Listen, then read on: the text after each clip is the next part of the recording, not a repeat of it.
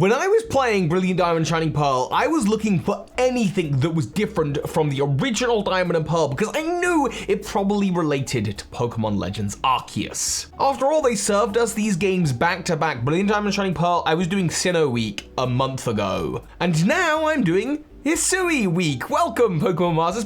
Toby here, and yes, it's Hisui Week. A week with a video every single day to celebrate the release of Pokemon Legends Arceus. And I'm going to start off by just treading back a little bit, going back to Brilliant Diamond and Shining Pearl, because yeah, while playing, I was on the lookout. Is there anything different from the original Diamond and Pearl? And if there is something different, like for example, Shadow Giratina, which I did a video on earlier this month, if there is anything different, I'm gonna wanna identify that because it's probably gonna be tied into Legends Arceus somehow. When I play Legends Arceus, these are the things that I need to be on the lookout for so I can help me kind of craft theories. But I actually ended up crafting a theory just from some new content in Brilliant Diamond Shining Pearl. And that is that the world of Brilliant Diamond Shining Pearl is a video game. Hold on to your seatbelts, Pokemon Masters, if those seatbelts even really exist.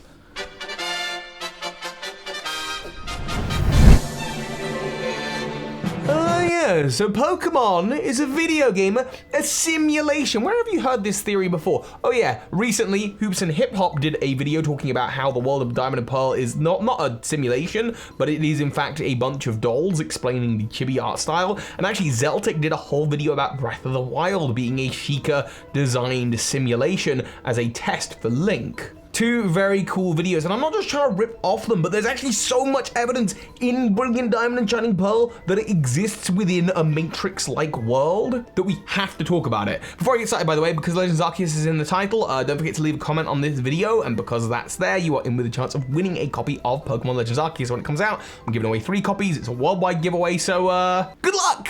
Obviously, when it comes to most video games and mediums in general, the authors don't expect you to think that the characters believe that they exist within a fictional universe most of the time. When Pokemon Red and Blue came out, I don't think the creative intent was that, yes, this game, Pokemon Red and Blue, the characters that live within this world believe that they live inside a video game world, even if they do tell you how to use the various menus. We're supposed to kind of not canonize that and not internalize that, and just accept that these people believe that they live in the world of Pokemon that is real to them. This is the case for most books and comics and movies. For example, Spider-Man doesn't think that Spider-Man exists in a film. Spider-Man genuinely believes that he lives in New York and he's helping save the world. And in New York, there is Rogers the Musical, which shows us off the events of the Avengers. I'm not gonna get too much into the Avengers.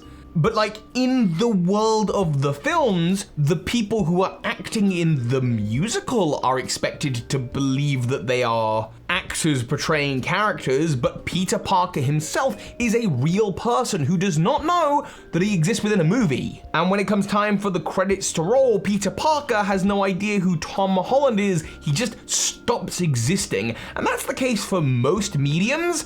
But then occasionally there's characters like Deadpool. I promise, for those of you who aren't Marvel fans, though I know most of you are, this is going to circle back to Pokemon very, very soon. It can be really fun when you have a character like Deadpool who talks directly to the audience about the fact that he's played by Ryan Reynolds, an actor who has played in other movies, including other iterations of the same character. It's very Brechtian and it reminds you that you're watching a film, and that can be very effective as well. I was a drama kid in college, and there's kind of 2 big schools of thought. There's the Stanislavskian thought, which is basically that the characters believe that they exist within the world that they exist in, and that's what you're supposed to inhabit as an actor. And then there's the Brechtian school of thought, which is no, even the characters should realize that they're in a play or in a movie, and poking fun of that allows new storytelling opportunities and a new way for audiences to engage with the piece.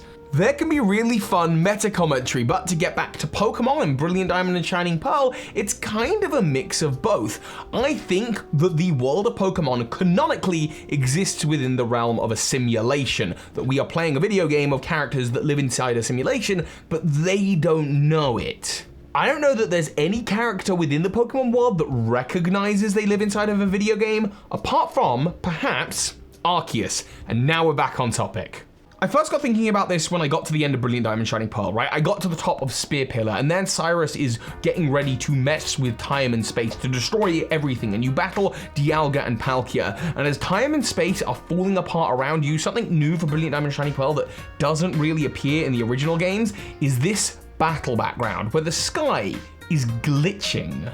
This would be described as one of my favorite subreddits as a glitch in the Matrix, a glitch in the fabric of reality, and you, the player character, are looking up going, what is happening around me? Time and space are falling apart? Well, no, time and space are illusions created by the Matrix that these characters live within. You might be thinking, okay, come on, Toby, but again, remember when Cyrus summons Dialga and Palkia, look at what happens to the sky. It gets covered in RGB lights. We see a little bit of this in the Legends Arceus game when lightning strikes from the sky as well. Whenever they're being sort of like threatened, these lights seem to appear. RGB obviously being the way that digital screens, including the Nintendo Switch, produce color by mixing together these three are red, blue, and green. But it goes even further than this. This goes back to the last remakes, Omega Ruby and Alpha Sapphire, in which there are scientists who have worked out the technology to open portals to other dimensions. And by other dimensions, they mean other games. They're talking about variations of Ruby and Sapphire version instead of Omega Ruby and Alpha Sapphire when they're talking about a Hoenn region that doesn't have like Mega Evolution, for example. And the way they're going to open up this portal is by using a device that they call the link cable. The link cable being a physical, real, digital item.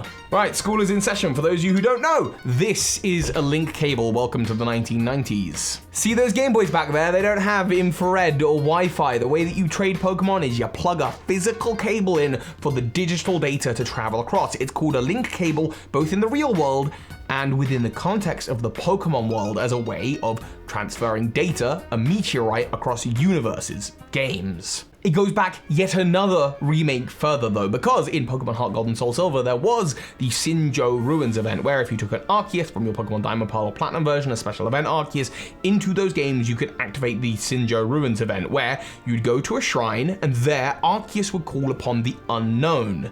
And the Unknown would help Arceus create another Dialga, Palkia, or Giratina from an egg, and you'd witness this wild cutscene where Arceus would show you images of a world that doesn't look like the art style of Heart Gold, Soul Silver, or perhaps the art style of the Gen 4 games, or perhaps the art style of Brilliant Diamond and Shining Pearl. The art style is more realistic, maybe closer to something like Legends Arceus. Maybe Legends Arceus doesn't exist in a video game world, but certainly Brilliant Diamond, Shining Pearl, Diamond and Pearl, Heart Gold, Soul Silver, they definitely do. Because here we can see Arceus' power transcending the game. And this is why Arceus is calling upon the Unknown, because the Unknown represent letters. Letters are a form of code. You can use letters to write things, like you're accessing the God code of the game. Those of you who play Fallout and Skyrim, you know what I'm talking about, where you're on PC and you're like, command console commands activate, give me new super cool weapon. Or in this case, using the Unknown code to summon an egg of a time, space, or dimensions god, because this time, space, and dimension, it's not real. It's all illusions created by code and code writing machines. This explains the Unknown's incredible power. They seem to have come from another dimension. Probably why they represent human writing is because they've come from our dimension. We've transferred letters into actual Pokemon, and their powers include, and we see this in the third movie, getting into the minds of other beings and creating stuff. They are able to shape and bend reality based on the minds of fictional creations. This is to say that Molly in the third Pokemon movie probably believes that she is just a little girl who lives in the world of Pokemon. We know she's a fictional character on screen, but she doesn't know that. She has dreams and wants and beliefs within that reality, or at least she's been programmed or written to have those things, and the Unknown get inside her brain and are able to rewrite reality. This is what Arceus is doing in this cutscene as well. It's using Arceus' internalized logic of being a god of the Pokemon world to create more beings of time, space, and reality.